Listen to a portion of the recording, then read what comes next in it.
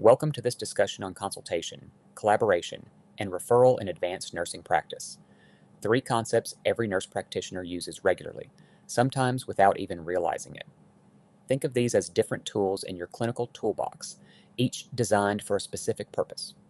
Consultation occurs when a nurse practitioner seeks expert advice while still retaining full responsibility for the patient's care. This is not handing off the patient. It's more like calling a trusted colleague for a second set of eyes. Consultation is especially helpful when cases are complex, atypical, or carry higher risk. It's also appropriate when diagnostic uncertainty exists or when ethical or legal questions arise. Importantly, the consultant's role is advisory, not directive. The NP remains the primary decision maker. In other words, you're still driving the car, you're just checking the GPS.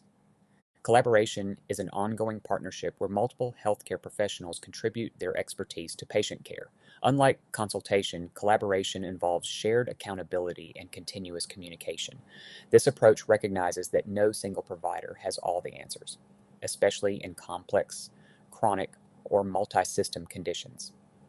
Effective collaboration depends on mutual respect and a clear understanding of each professional's role. Communication flows both ways, not just when something goes wrong. Over time, collaboration builds trust and improves outcomes. Think of it as a healthcare team sport. No one wins alone. Referral involves transferring some or all of the patient's care to another provider whose expertise falls outside the NP's scope. This is necessary when patients require specialized procedures, advanced diagnostics, or specialty management. Referrals may also be required due to payer rules, regulatory standards, or patient preference. Unlike consultation, responsibility for care may be partially or fully transferred. This makes clear documentation and follow-up essential. Even after a referral, coordination remains key. A good referral doesn't end the relationship. It strengthens the care continuum. Understanding the differences between consultation, collaboration, and referral helps nurse practitioners choose the right approach for each situation. With consultation, the nurse practitioner retains full responsibility while gaining expert input. Collaboration involves shared management and shared accountability over time. Referral may transfer responsibility depending on the clinical need. These relationships can be episodic or ongoing depending on the situation. Choosing incorrectly can lead to confusion, delays, or fragmented care. Choosing wisely demonstrates strong clinical judgment and leadership. Interprofessional communication is the glue that holds consultation, collaboration, and referral together. Clear communication reduces medical errors and improves patient safety. It also prevents care fragmentation when multiple providers are involved. For APRNs, effective communication supports autonomy and strengthens clinical decision-making. It's essential not only at the bedside, but also at the systems and leadership levels.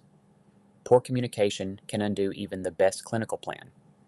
Simply put, great care depends on great conversations.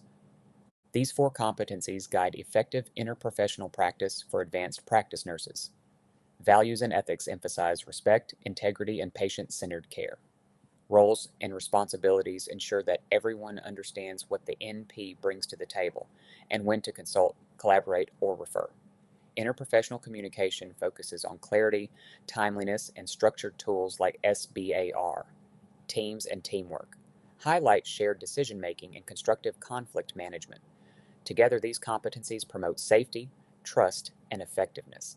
They turn teamwork from a concept into a daily practice. Mr. Thomas is a 62-year-old patient presenting with shortness of breath, edema, and fatigue, symptoms that immediately raise concern. His history of hypertension, diabetes, and hyperlipidemia increases his cardiovascular risk. Vital signs and exam findings suggest fluid overload. Laboratory results, including an elevated BNP, further support this concern. This case reflects a common primary care scenario faced by nurse practitioners. It also highlights the need to thoughtfully apply consultation, collaboration, and referral. In other words, this is where theory meets real life. The NP begins with consultation by seeking cardiology input to guide diagnostics and initial treatment decisions. Despite the consultation, the NP maintains full responsibility for care. Collaboration follows as the NP works with a pharmacist, diabetes educator, and dietitian to optimize management. This shared approach addresses multiple health needs simultaneously. Once heart failure with reduced ejection fraction is confirmed, a formal referral to cardiology is initiated. Some aspects of care are transferred, while others remain with the NP. This stepwise approach demonstrates intentional, patient-centered decision-making. Mastery of consultation, collaboration, and referral is a hallmark of advanced nursing practice. Nurse practitioners must intentionally choose the right approach based on patient needs, complexity, and scope of practice. Doing so enhances clinical excellence and patient safety.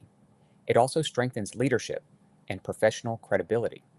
Effective interprofessional practice builds trust among colleagues and patients alike. Ultimately, it allows nurse practitioners to deliver high-quality, coordinated care. And yes, it also makes your workday run a little more smoothly.